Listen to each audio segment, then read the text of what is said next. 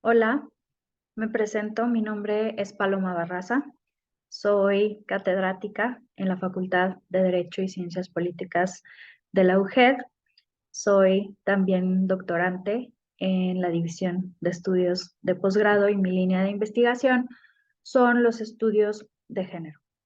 El día de hoy vamos a abordar un tema trascendental en esta línea de investigación, que es la violencia estructural contra las mujeres en razón de género en las instituciones públicas particularmente. Voy a compartir pantalla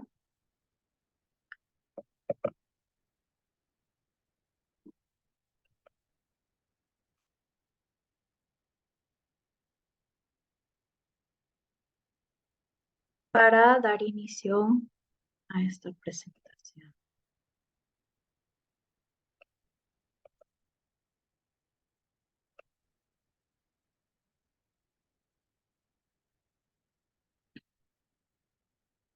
Vamos a hablar entonces de esta forma de violencia contra las mujeres en razón de género y particularmente vamos a aterrizar en las instituciones públicas como ejemplo y vamos a hablar de una modalidad específica de violencia que se denomina violencia política contra las mujeres en razón de género. Para efectos de esta presentación vamos a dividir los contenidos o a descomponer los contenidos con tres elementos. De inicio, es necesario hablar sobre violencia estructural desde la teoría, entender o repasar a qué se refiere este constructo de violencia estructural. En segundo lugar, saber por qué la violencia es contra las mujeres, pero en razón de género. Entonces tenemos que decir cuáles son esos elementos de género que se pueden presentar cuando se manifiesta o se expresa esta violencia. Y finalmente, como ya les adelanté, vamos a ejemplificar con cómo se presenta esta violencia estructural contra las mujeres en razón de género en las instituciones públicas, particularmente abordando una de las novedades más recientes en nuestro sistema normativo, que es la violencia política contra las mujeres en razón de género. Como punto de partida, es importante definir el término violencia y sus dimensiones. Este autor que les puse en la diapositiva es uno de los más importantes teóricos de la violencia estructural y en general también de violencia. Para este autor Galton, la violencia, como viene en la diapositiva, se presenta cuando los seres humanos se ven influidos a tal punto que sus realizaciones somáticas y mentales efectivas están por debajo de sus realizaciones potenciales.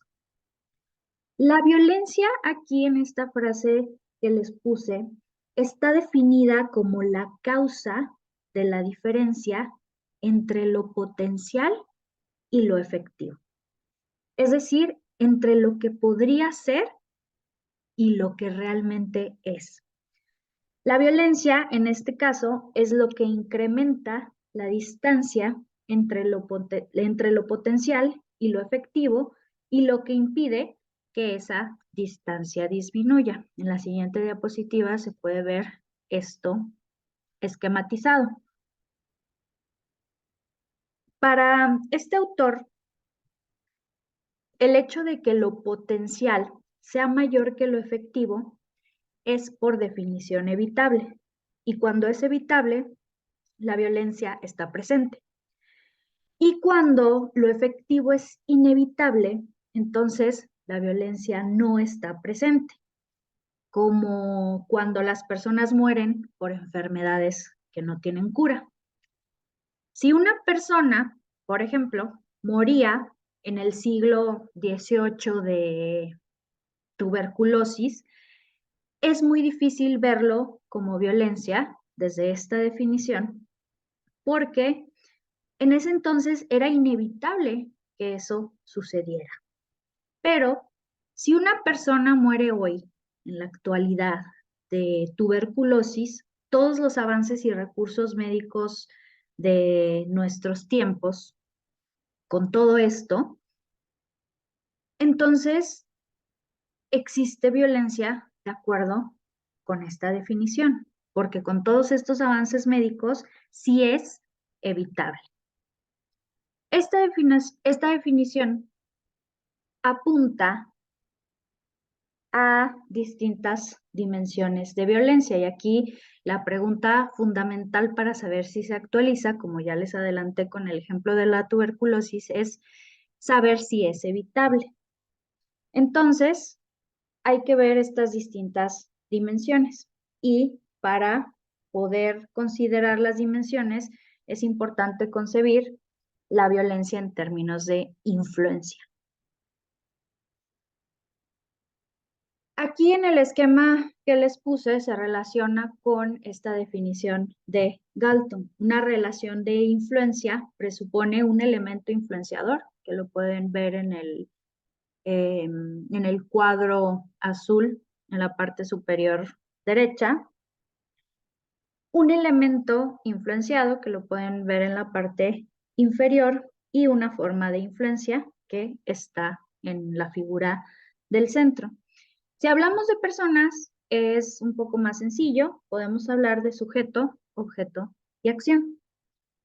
El sujeto es el elemento influenciador, el objeto es el elemento influenciado y la acción es la forma de influencia.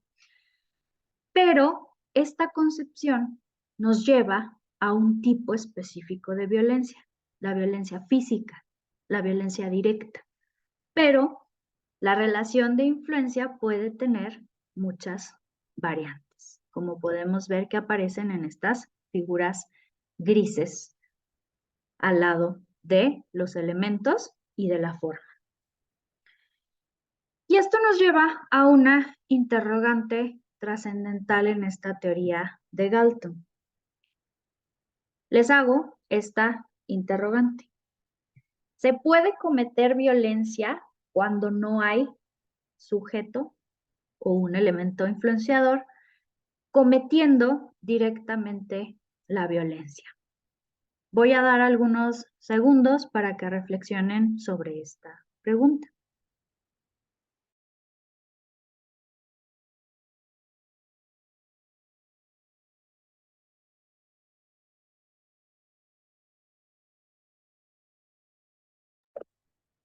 Bueno, pues justo esta es una de las variantes de las que hablábamos en la diapositiva anterior. ¿Recuerdan las que estaban en las figuras grises?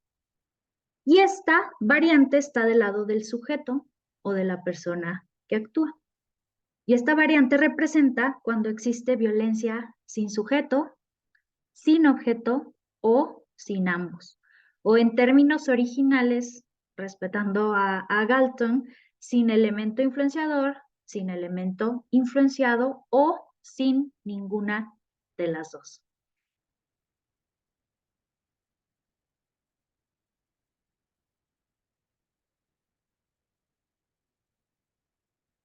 Estoy tratando de cambiar la diapositiva y no avanza. Un momento.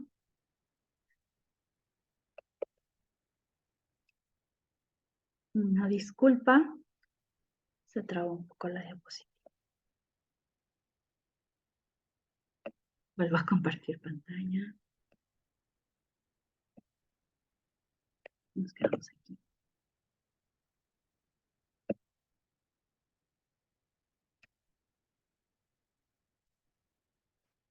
Listo.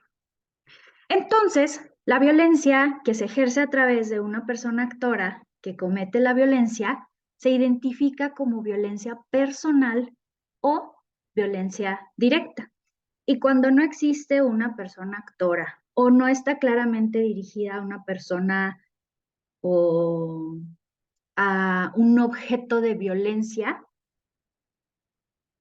la identificamos como violencia estructural o como violencia indirecta.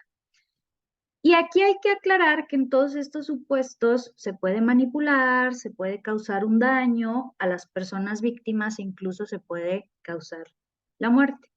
Y esto es lo complejo de estas formas de violencia.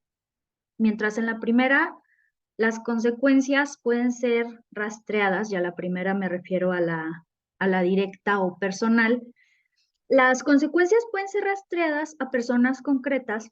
En el segundo caso, esto realmente no es relevante. En la violencia estructural es posible que no exista una persona directamente dañando a otra. La violencia, digamos, se construye en la misma estructura y se manifiesta en forma de relaciones desiguales de poder y consecuentemente como desigualdad de oportunidades.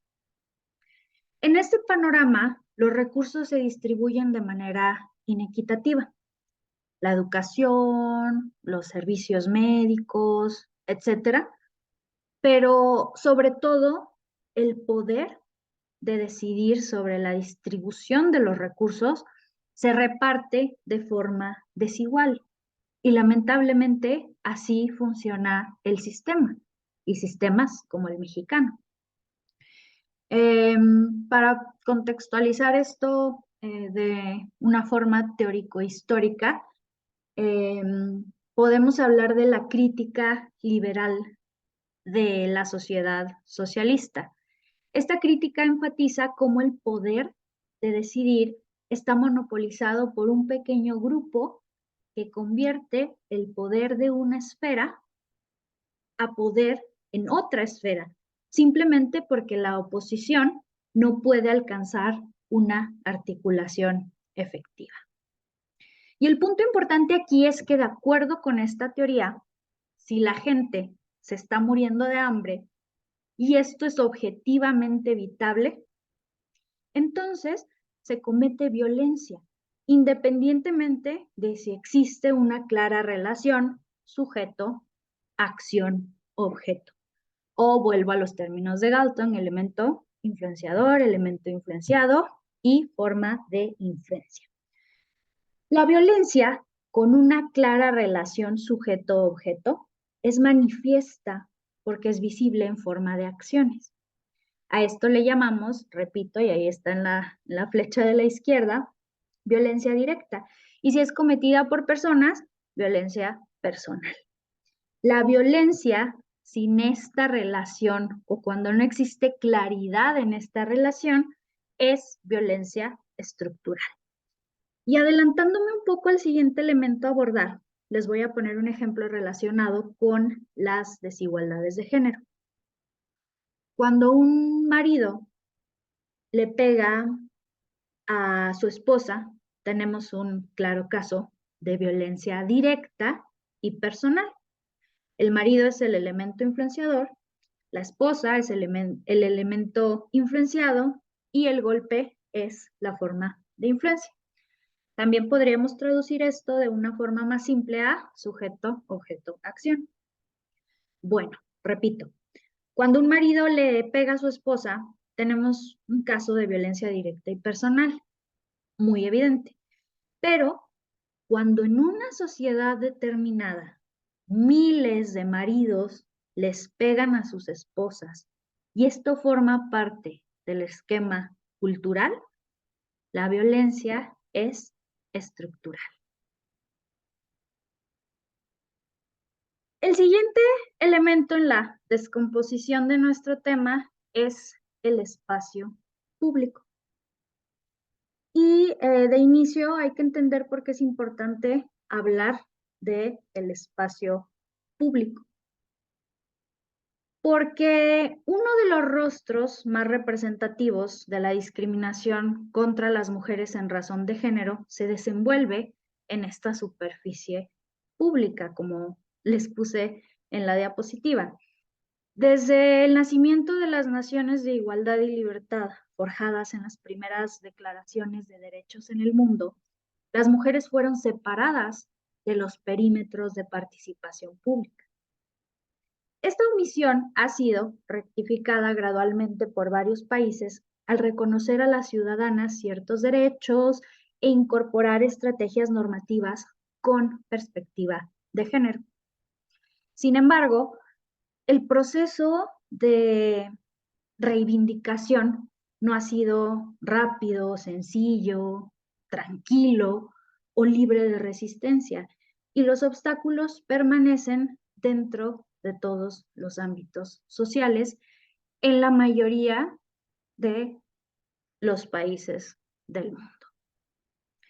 La esfera pública, entonces, constituye una estructura fundamental para la emancipación de las mujeres, especialmente porque posibilita el ejercicio del poder público y la toma de decisiones. También establece conductos para recoger y abanderar demandas ciudadanas, favorece la amplificación de voces y es una vía cardinal para luchar por la obtención de derechos y libertades aún pendientes en la agenda feminista. Además de ser un derecho fundamental, la participación política efectiva de las mujeres representa una plataforma idónea para incorporar a la agenda pública la discusión de temas trascendentales sobre la vida de las mujeres y evitar su desvío o su aplazamiento, porque estos son temas regularmente evitados o rechazados por los varones. En concreto, para no perderme, además de ser una parte toral de la justicia de género, la presencia de las mujeres en funciones de liderazgo promueve a la igualdad de género como un eje central en la democracia. La representación importa y mucho. Vamos a el siguiente elemento, que es hablar sobre cómo se ejerce todos los tipos de violencia, no solamente la estructural, pero ¿por qué se ejerce esta violencia en razón de género? Pues es porque tiene elementos de género. ¿Cuáles son estos elementos de género? Principalmente tenemos tres. Cuando la violencia, y lo pueden ver en el esquema, en el cuadro, en la pantalla, cuando la violencia se dirige hacia una mujer por ser mujer. La segunda es cuando la violencia tiene un impacto diferenciado en las mujeres. Y la tercera es cuando existe una afectación desproporcionada. Hay que entender que la violencia contra las mujeres tiene muchas caras y comúnmente estas agresiones están directamente vinculadas a la desigualdad de poder que busca la desvalorización de lo femenino y su subordinación. Vamos ahora a explicar a qué se refieren estos elementos de género. El primero, cuando la violencia se orienta hacia una mujer o un grupo de mujeres por ser mujer o por ser mujeres. Esto es cuando las acciones o omisiones están especialmente planificadas y orientadas en contra de las mujeres por su condición de mujeres y por lo que esto representa en términos simbólicos, bajo concepciones basadas en prejuicios. Incluso muchas veces estos actos se dirigen hacia lo que implica lo femenino y a los roles y a los estereotipos tradicionales o que normalmente se asignan a las mujeres.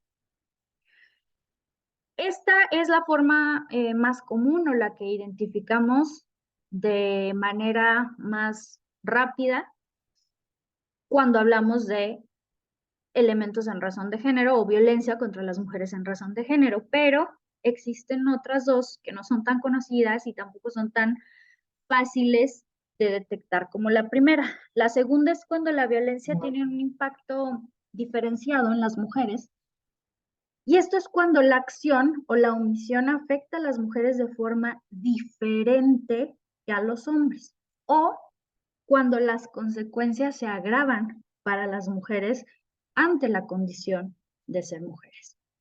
Y la tercera es cuando les afecta desproporcionadamente. Y esto se refiere a hechos que afectan a las mujeres en mayor proporción que a los hombres.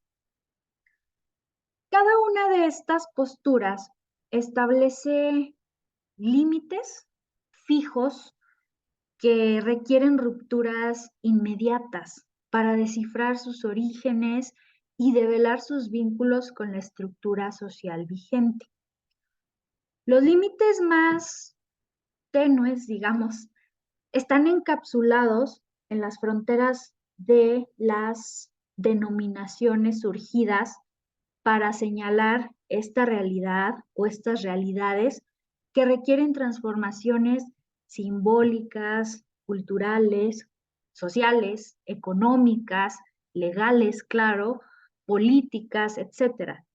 Y los límites más profundos señalan que en su configuración hay relaciones de poder naturalizadas que hacen aparecer al sometimiento y a la inferioridad de las mujeres como hechos normales e inscritos en normas que mantienen la violencia socialmente institucionalizada.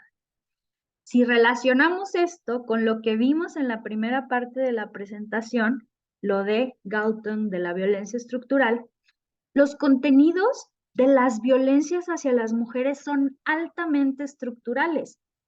La violencia estructural como concepto permite explicar las interacciones de las prácticas violentas vividas por las personas, en este caso mujeres, en diversos ámbitos sociales. Y esto tiene un sustento en las explicaciones marxistas de la explotación y la marginación de trabajadores y trabajadoras, abarcando incluso su aceptación y reproducción, porque esta forma de violencia no se percibe como tal, no se tiene conciencia de la situación, porque existen factores, en este caso, elementos de género, que impiden visualizarla. ¿Qué pasa? Se percibe como algo natural, inmutable, y en su caso, las razones son aleatorias. En consecuencia, no se le opone ninguna resistencia y paradójicamente se colabora de manera indirecta con el mantenimiento de la situación.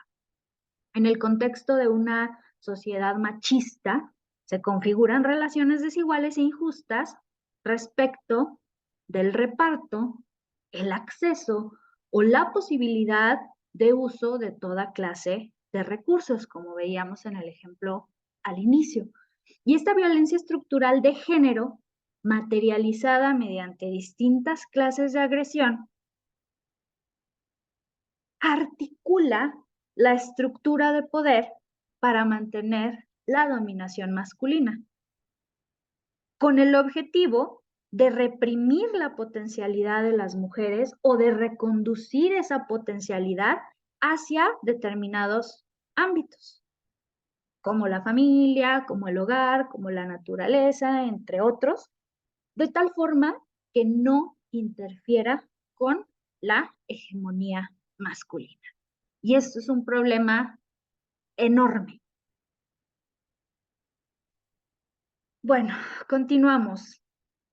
De acuerdo con lo anterior, la legislación y la doctrina distinguen entre tipos de violencia y modalidades de violencia. En la parte derecha pueden ver los tipos de violencia. Bueno, están esquematizados con esas figuras, con esos dibujos. Y en la parte izquierda ilustré las modalidades.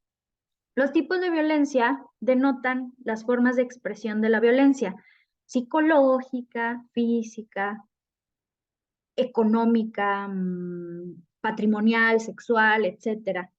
Y las modalidades, las que ilustré en la parte izquierda, denotan el contexto en que se pueden producir estas expresiones.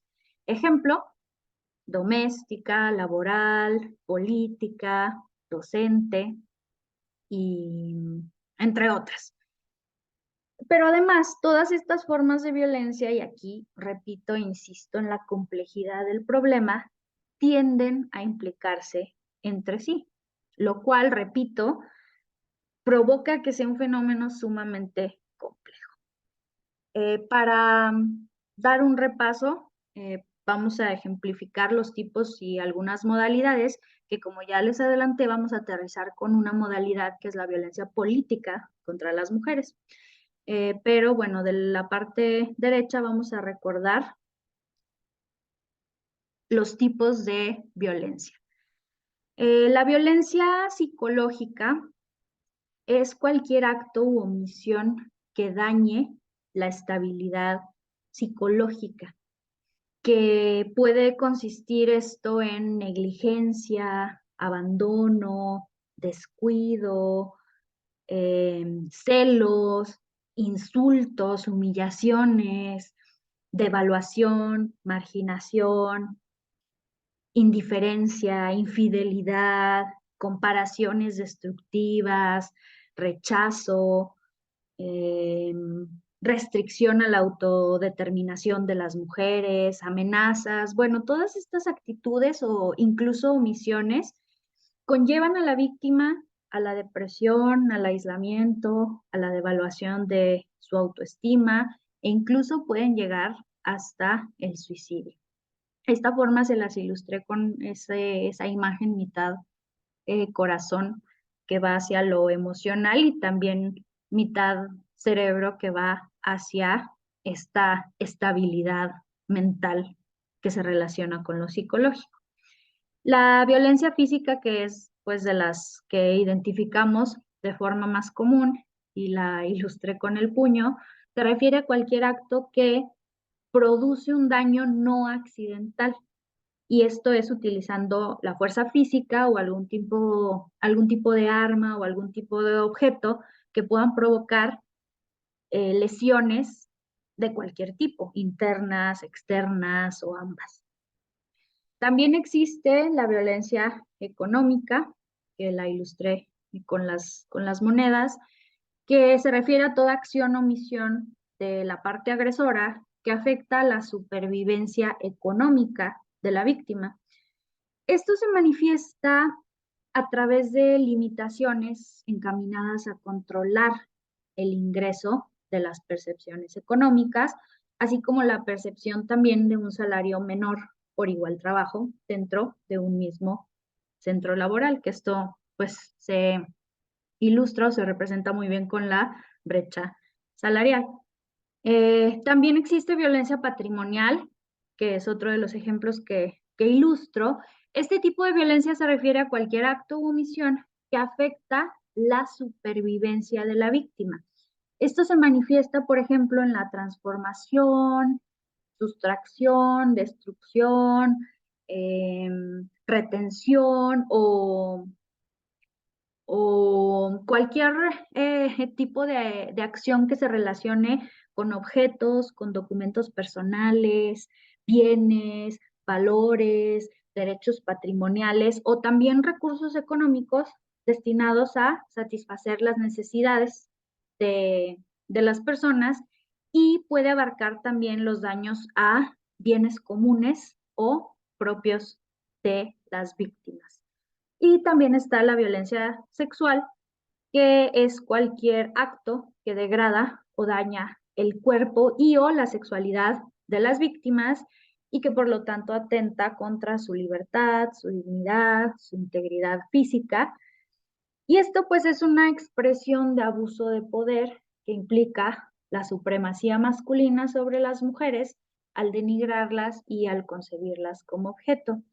Otro tipo que también es muy importante al hablar de violencia estructural, no está en la diapositiva, pero es importante mencionarlo, es la violencia simbólica.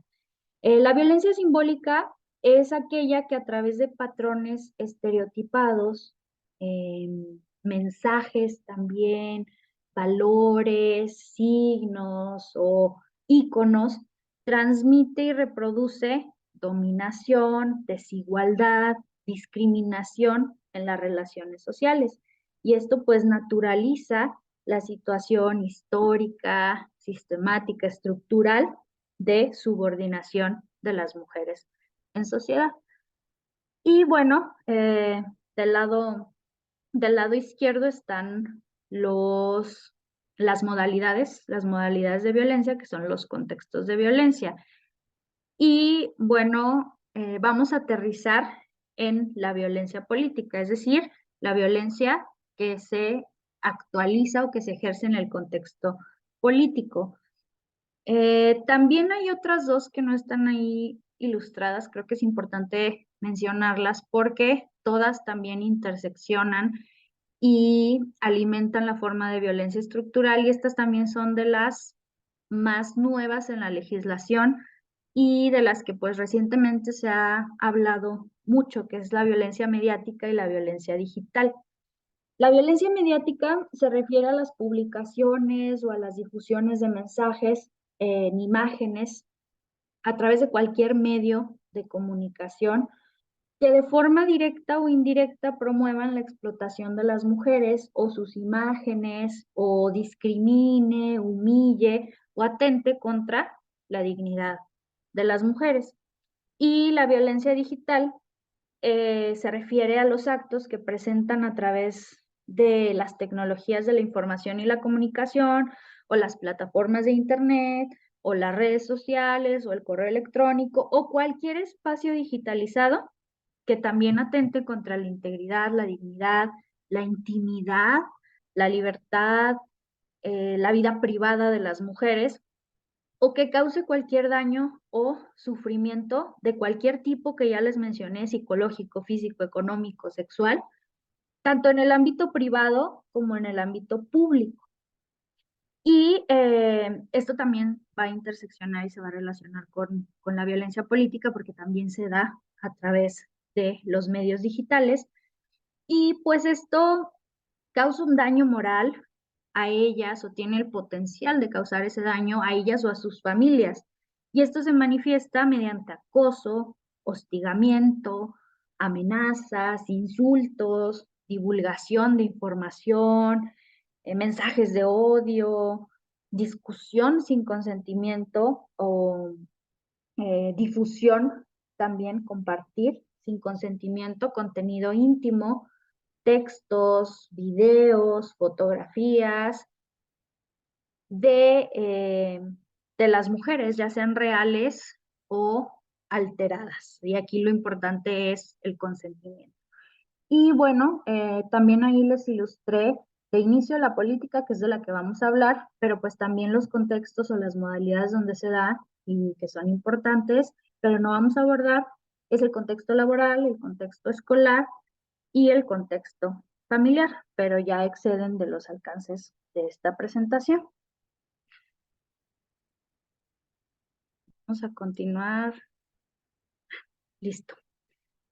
Bueno, también es importante mencionar que aunque no estén expresamente los tipos de violencia, porque por ejemplo las constituciones de los estados pueden ser más amplias en cuanto a este catálogo, también la legislación federal, que es la que ejemplifica estos tipos de modalidades, incluye a todas las otras formas análogas que puedan lesionar o dañar la integridad, libertad o dignidad de las mujeres. Entonces se podría configurar otro tipo, aunque no esté especificado en la ley.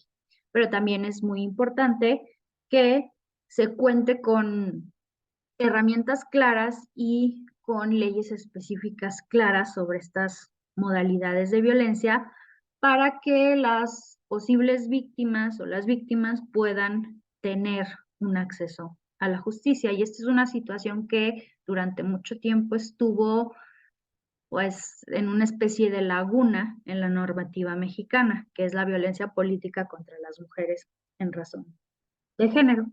¿Por qué hablar de esta modalidad de violencia? Bueno, hay una tendencia social a percibir el sexismo y la misoginia en el mundo político como simplemente parte de las reglas del juego, pero hay que decirle a las cosas por su nombre. Esto se llama violencia y puede manifestarse de muy diversas formas, desde las más explícitas y evidentes hasta las más sutiles y difíciles de detectar. La mayoría de las definiciones sobre el fenómeno enfatizan tres elementos. Uno, que sean actos agresivos en la esfera político-electoral, como pueden ver ahí en la parte derecha, dirigidos a mujeres en la parte superior, por ser mujeres, ¿sí? Regularmente, como ya explicamos, con base en elementos de género.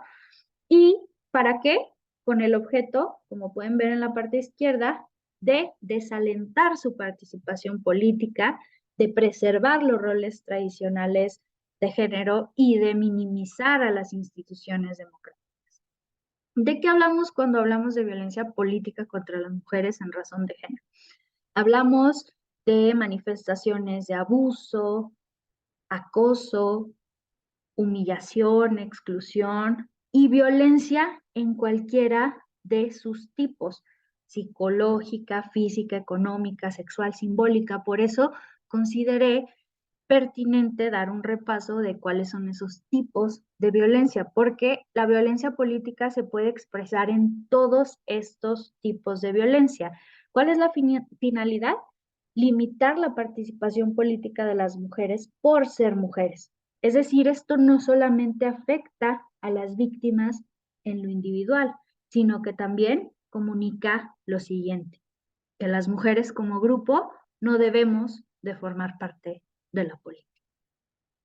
Y estas manifestaciones constituyen un ejemplo de las brechas estructurales aún existentes en el camino hacia la equidad de género en la vida pública.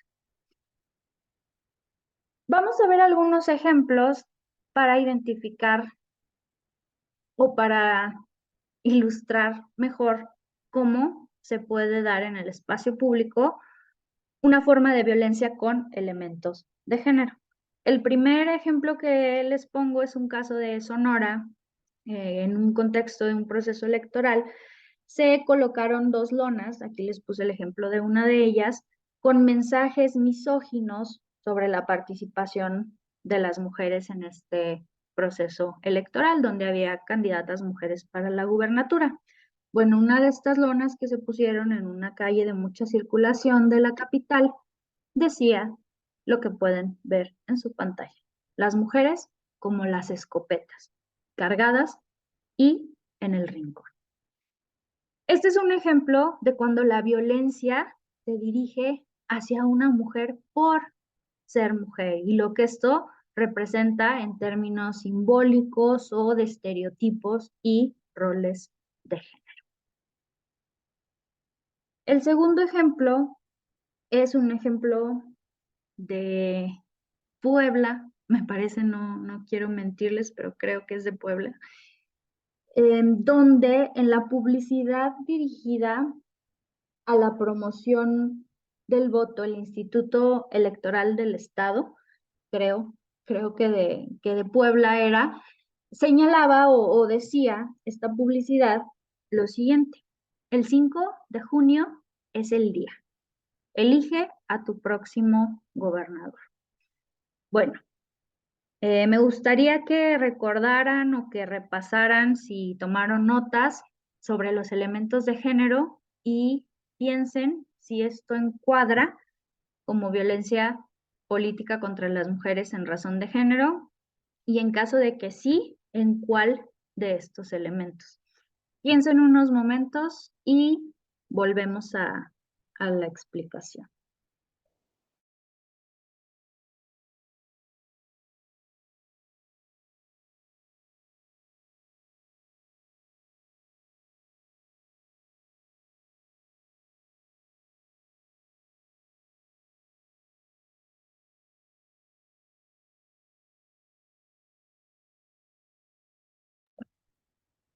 Bueno, este es un ejemplo de impacto diferenciado. ¿Por qué? Elige a tu próximo gobernador cuando había mujeres candidatas en el proceso electoral.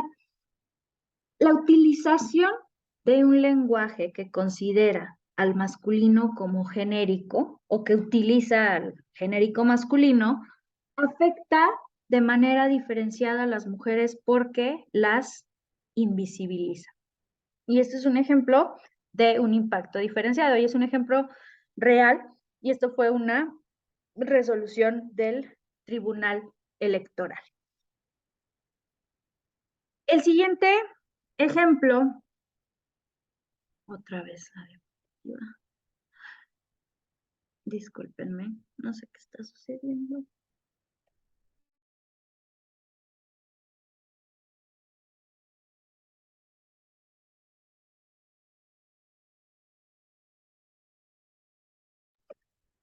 Una disculpa, vuelvo a compartir.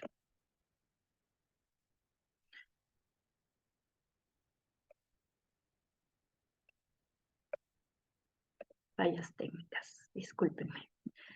Nos quedamos en el tercer ejemplo. Sí. Este es un ejemplo de una afectación desproporcionada.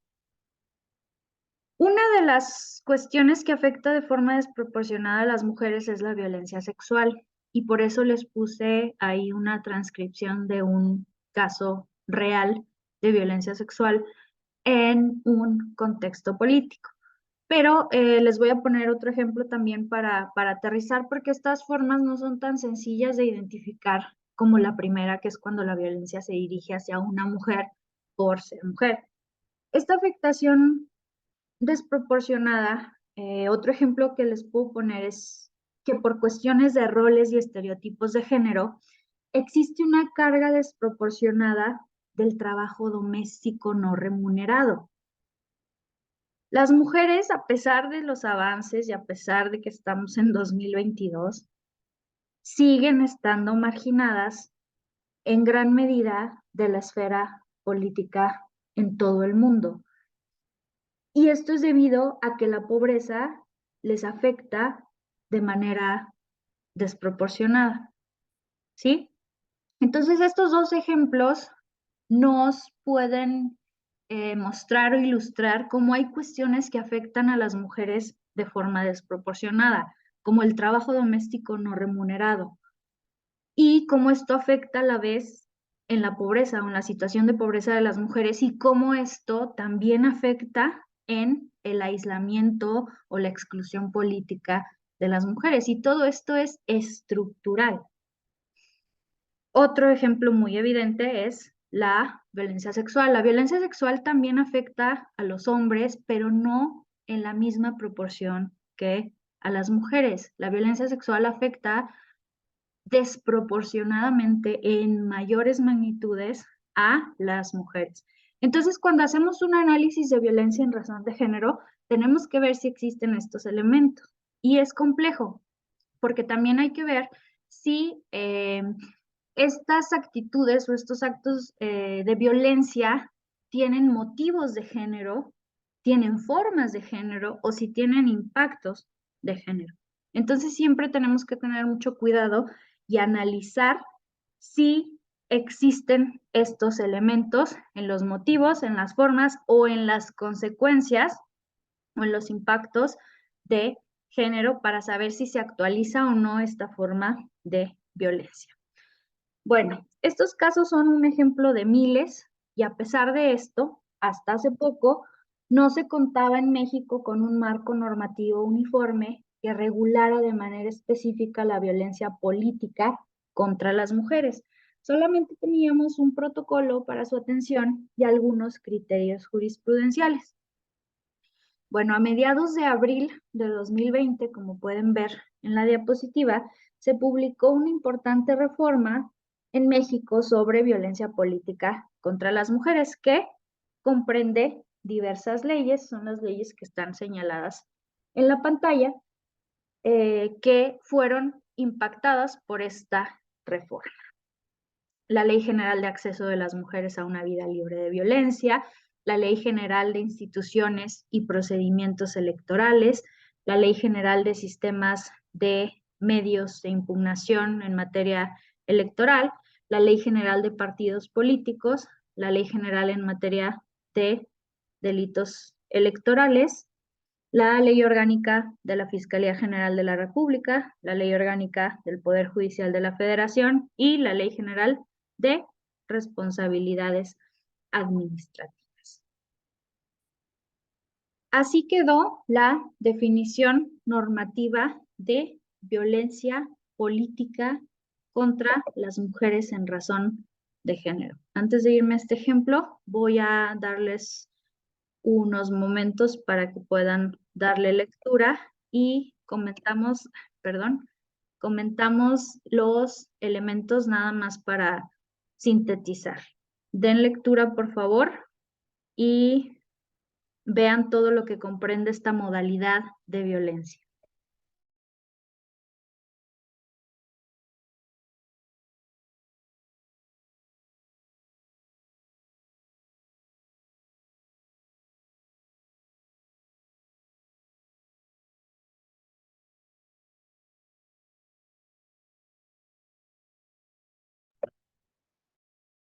De acuerdo con esta reforma, para sintetizar, es toda acción o omisión, y aquí importante subrayar, que es incluida la tolerancia. Tolerar esta forma de violencia también constituye violencia. 2, basada en elementos de género. 3, puede ser ejercida tanto en la esfera pública como en la esfera privada. Tiene por objeto o resultado, es decir, no tiene que ser intencional, puede también ser que tenga como resultado limitar, anular o menoscabar el ejercicio efectivo de los derechos políticos y electorales de una o varias mujeres o el pleno ejercicio de la función pública y la toma de decisiones. Puede manifestarse, y esto ya lo vimos bastante, en cualquiera de los tipos de violencia y también muy importante, puede ser perpetrada por cualquier persona, ente u organización.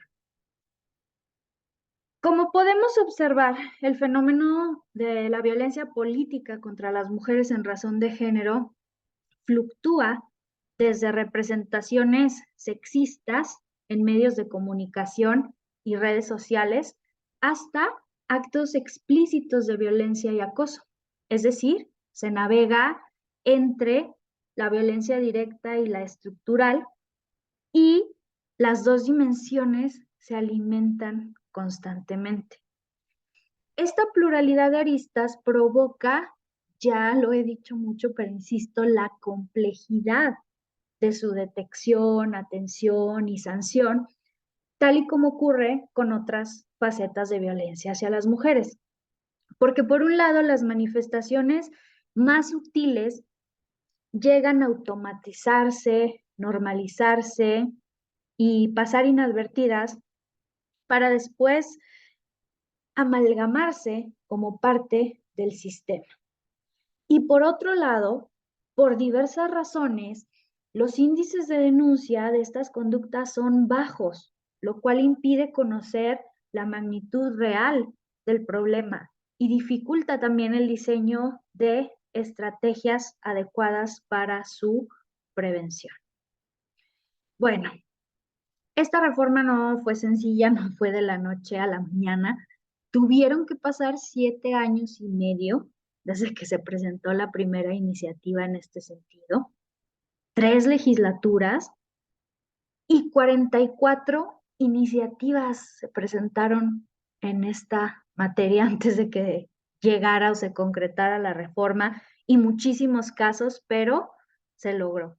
Y ahora tenemos una definición formal, un catálogo de conductas y una explicación amplia sobre cómo prevenir, atender y sancionar esta modalidad de violencia. Y todo está en las leyes que venían en la diapositiva anterior. Pero también hay que comentar que esta reforma no va a solucionar por sí sola el problema, pero sí es un gran avance formal, porque contiene estas herramientas para identificar situaciones de violencia, nos muestra los caminos legales, nos da las llaves para poder abrir las puertas institucionales. Bueno, vamos a ver ahora un ejemplo. Este ejemplo que les traigo no es de México, pero es un ejemplo emblemático que otra vez se me trabó la diapositiva.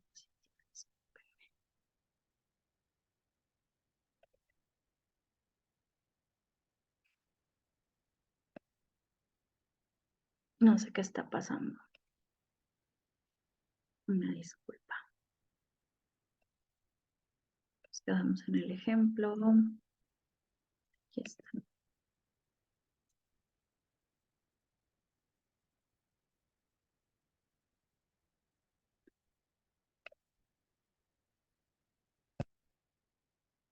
Sí, ya, listo, funcionó. Este ejemplo, les digo, no es de México, pero es un ejemplo emblemático y es un ejemplo que detonó la creación de la primera ley en materia de violencia y acoso político en Bolivia en 2012.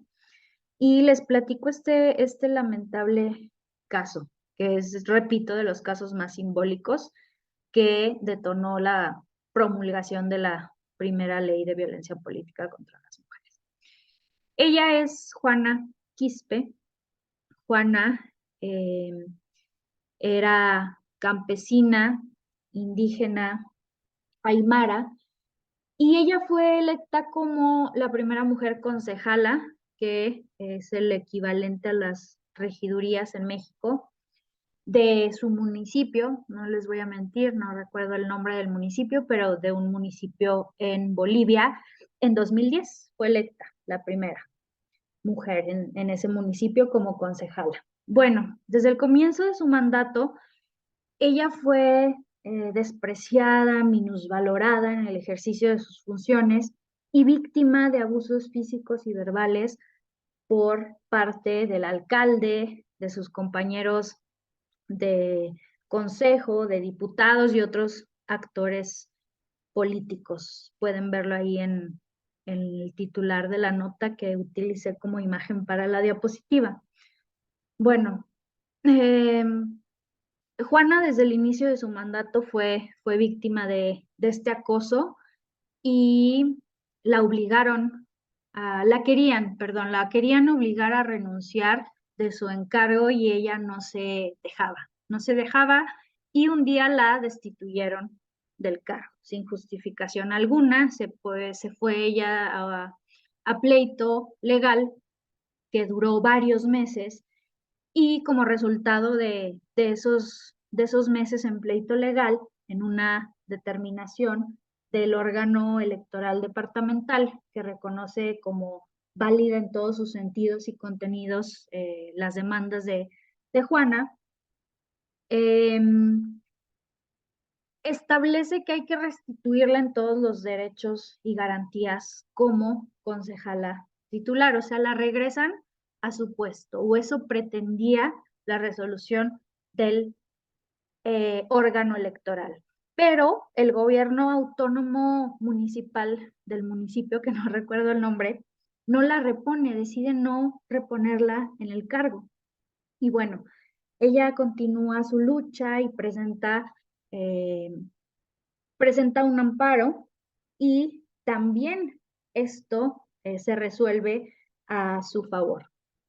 Y también tuvo un tema que cuando se obliga a restituirla en el cargo por los meses que ella, como la destituyeron injustamente, pues no estaba yendo a trabajar, no le querían pagar esos meses que no estuvo yendo a trabajar cuando fue destituida injustamente de su cargo y bueno, se negaban a dejarla participar en las reuniones, le cambiaban a propósito las fechas y los horarios de las reuniones para que no participara y pues la trataron muy mal, pero la autoridad competente obliga a que se le reinstituya en su cargo para el cual fue democrática y legítimamente electa y se obliga como respuesta a un segundo amparo que ella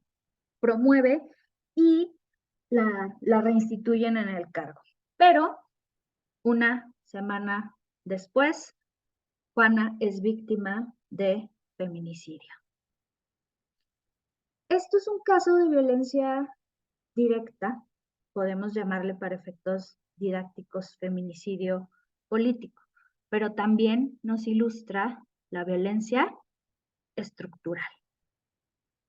En el caso de Juana, ni las normas, ni las cuotas, ni los señalamientos, ni las denuncias, ni las garantías jurisdiccionales fueron suficientes para protegerla. Uno de los periódicos locales tituló, y me gusta utilizarlo para ejemplificar, tituló a esta tragedia como Crónicas de una muerte anunciada. Y eso fue. Ella denunció pública y legalmente la violencia, se le destituyó del cargo, se va a los tribunales, la autoridad jurisdiccional resuelve y al gobierno simplemente no le importa. Se interpone otra acción y la autoridad obliga a restituir después de varios meses. Se le niega el pago por la ausencia ante una destitución injustificada y semanas después la matan. Además, el crimen queda impune porque, aunque hubo varias amenazas de muerte por parte del alcalde, las autoridades investigadoras no pudieron obtener elementos de prueba suficientes para establecer responsabilidad. Y este lamentable ejemplo nos ilustra cómo la violencia puede ser directa, pero cómo también la violencia es estructural. Todo lo que hay detrás para que concluya, pues, en el fatal feminicidio de Juana Quispe.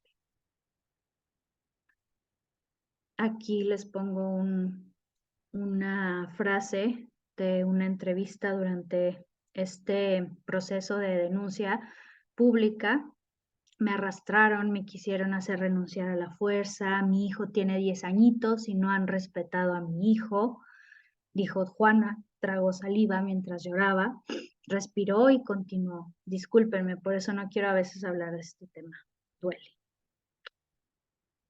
Pues lamentablemente esto es uno de muchos ejemplos que ocurren en México, en Latinoamérica y en el mundo.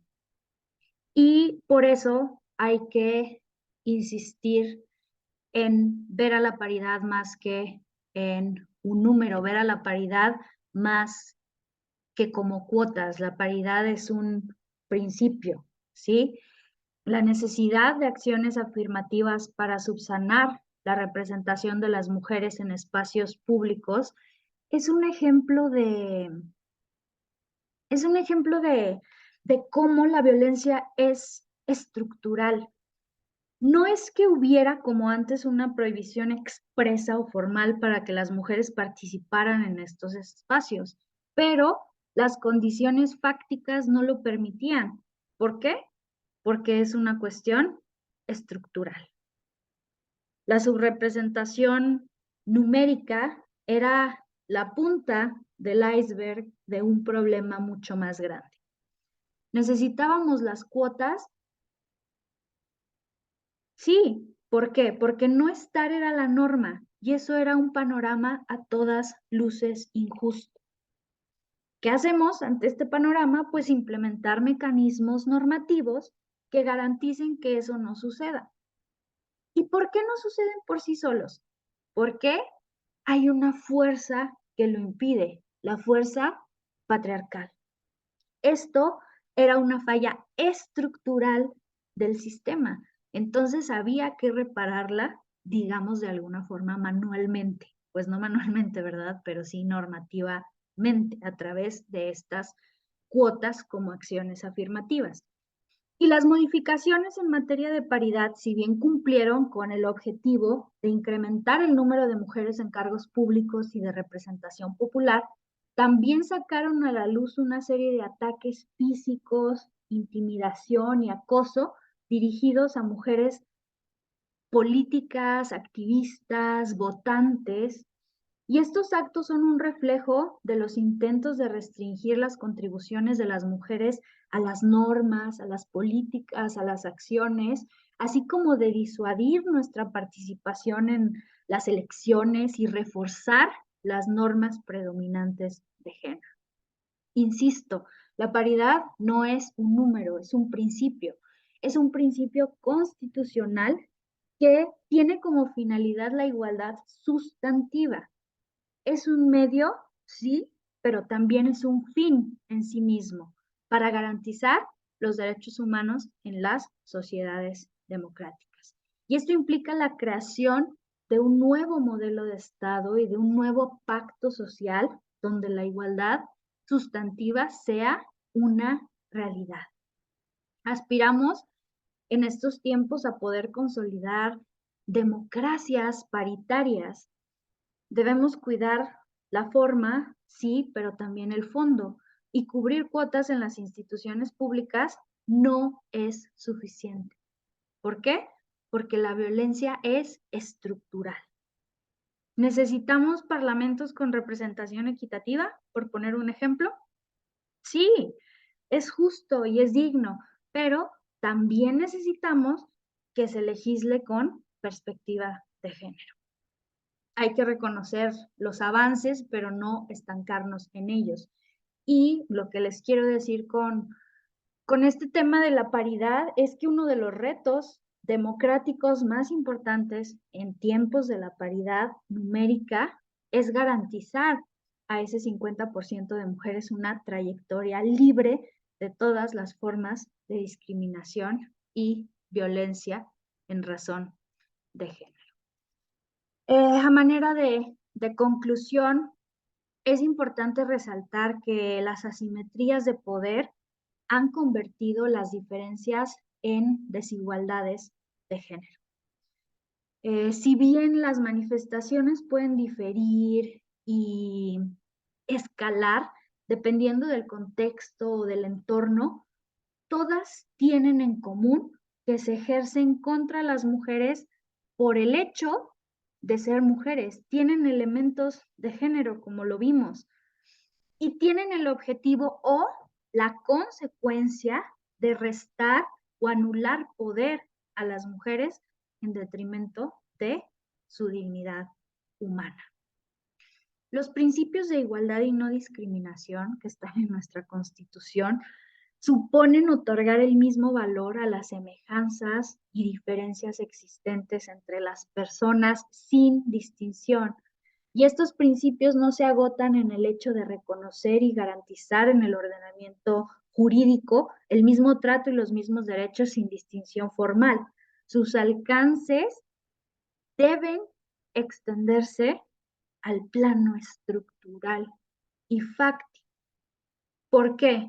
Porque esto no se trata de incidentes aislados, es estructural.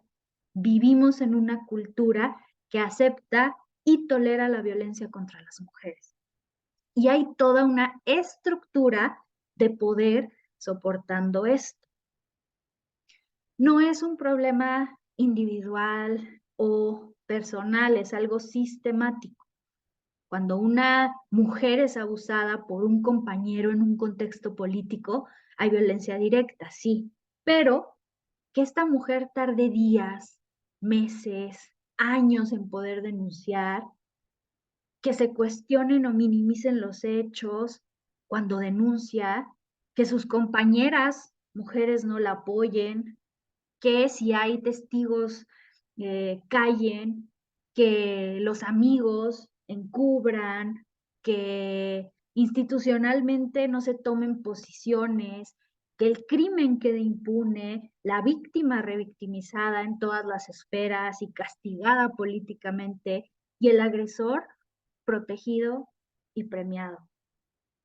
La violencia es estructural también.